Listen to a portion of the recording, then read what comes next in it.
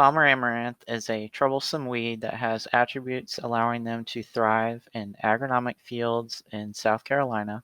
Glyphosate-resistant Palmer Amaranth post-emergent control options include Liberty, Enlist One and Duo, and Xtendimax. These herbicides should include sequential or overlapping soil residual tank mix partner. If the post-emergent herbicide applications are delayed due to weather or other circumstances, these residual herbicides will help reduce population of weeds present at the next post-emergent application.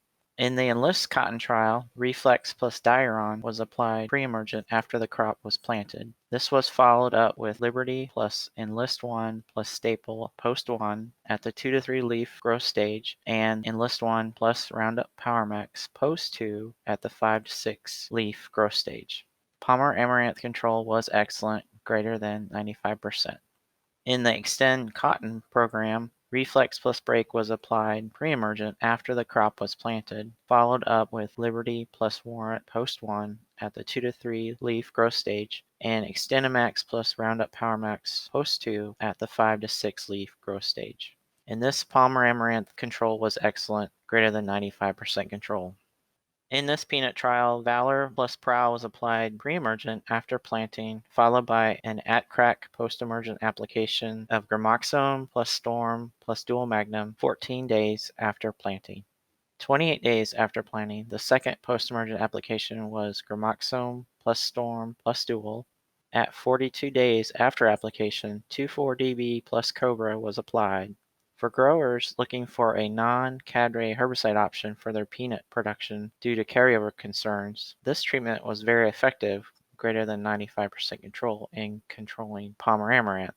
The weakness observed in this non-cadre program was reduced yellow nutsedge and grass control. Here in the second peanut trial, Valor plus Prowl was applied pre-emergent after planting, followed by an at-crack post-emergent application of Gramoxone plus Storm plus Dual Magnum 14 days after planting.